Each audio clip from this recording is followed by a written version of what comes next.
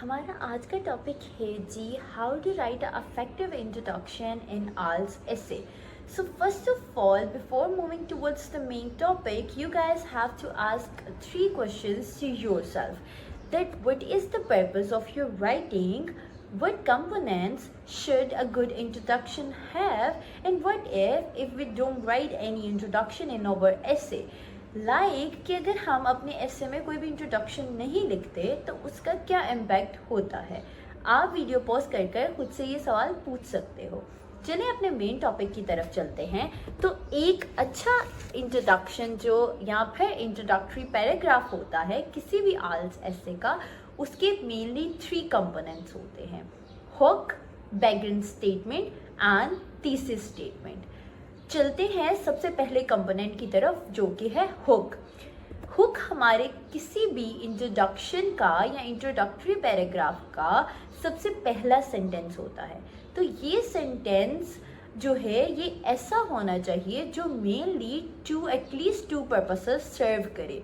The very first main purpose is to engage the reader, and secondly it introduce your topic to the audience.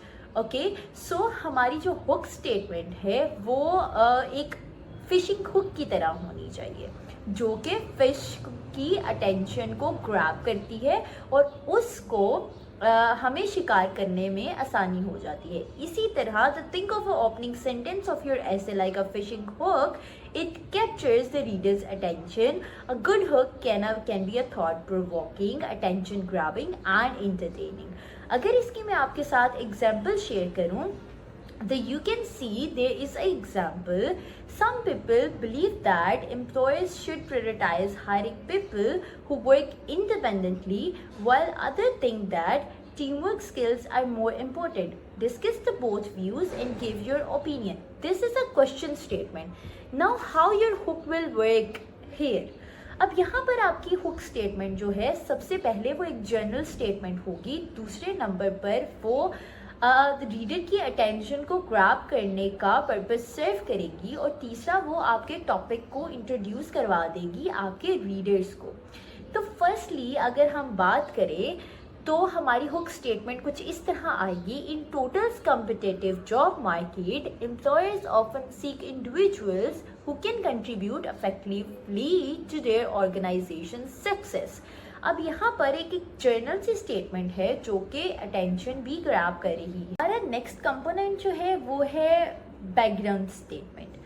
Background statement is actually a rephrase statement of your topic by using your own words to set the context for your own essay.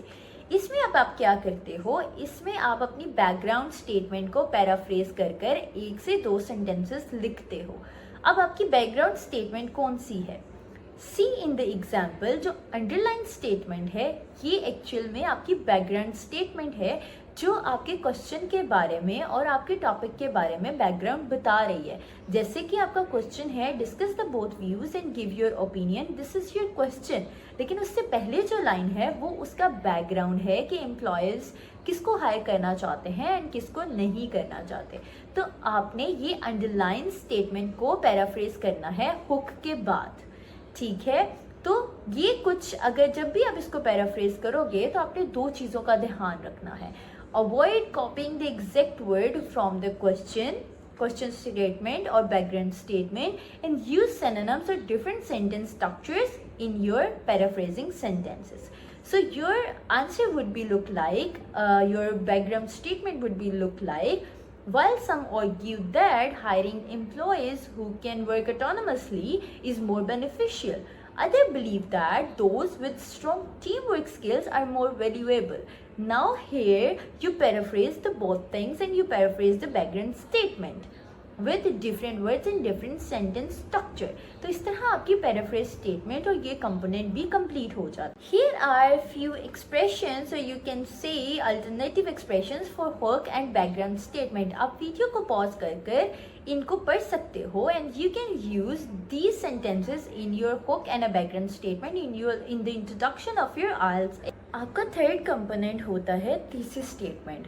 अब thesis statement क्या होती है? ये एक ऐसा sentence या ऐसी statement होती है that presents your main view point and outlines your essay's direction.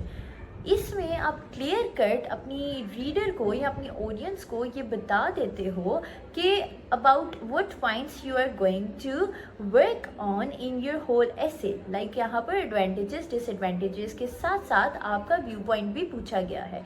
तो यहाँ पर आप क्लियरली स्टेट कर दोगे कि this essay will talk about the advantages disadvantages and your own opinion as well. एक जो थीसिस स्टेटमेंट होती है उसके कुछ की पॉइंट्स होते हैं। It's use your general argument, ठीक है, यहाँ पर कोई फैक्ट नहीं लेकिन आप एक आर्ग्यूमेंट लेते हो कि I am talking about this this this. Typically ये at the end of the introduction आता है एंड मोर ओवर यहाँ पर आप अपने जो पॉइंट है उनको प्रीव्यू भी कर सकते हो। लाइक आपने थीसिस स्टेटमेंट में 3 चीज़ें मेंशन की कि आप इस चीज़ पर बात करोगे। अब ऐसे लिखते हुए आप भूल गए कि आपने किस किस चीज़ पर बात करनी थी, या तो आप अपनी थीसिस स्टेटमेंट की तरफ आकर उसको प्रीव्यू कर सकते हो। अगर हम इसकी एक एग्जांपल देखें तो हमारे पास हमारी बैकग्राउंड स्टेटमेंट के बाद जो अंडरलाइन लाइन है वो एक्चुअली हमारा क्वेश्चन है जो कि एग्जामिनर ने हमसे डिमांड किया है। तो हम इसका आंसर अपनी थीसिस स्टेटमेंट में करते हैं। यहाँ पर लिखा है discuss the both views and give your opinion. तो आप अपनी थीसिस स्टेटमेंट में क्या लिखोगे? Here is the thesis statement, और you can say ideal thesis statement for this question statement is this essay will discuss the both perspectives and clearly state that independent workers are more important for any organization to run successfully। यहाँ पर अब आपने अपना decision ले लिया कि आप किस ओपिनियन की तरफ जा रहे हो, और आपने क्लियरली उसको स्टेट भी कर दिया कि you are supporting the independent workers, जो कि आपके रीडर को, आपकी ऑडियंस को स्टार्टिंग में ही ये बता देगा कि आप जो हो वो इंडिविजुअल ऐसे इंडिविजुअल्स की तरफ जा रहे हो जो कि इंडिपेंडेंट वर्कर्स हैं, ठीक है। तो आप अपने ऐसे में भी इसकी तरफ मोल्ड करोगे अपना point of view. So few alternatives sentences that you can use in your thesis statement whenever you write your own introduction according to your own topic।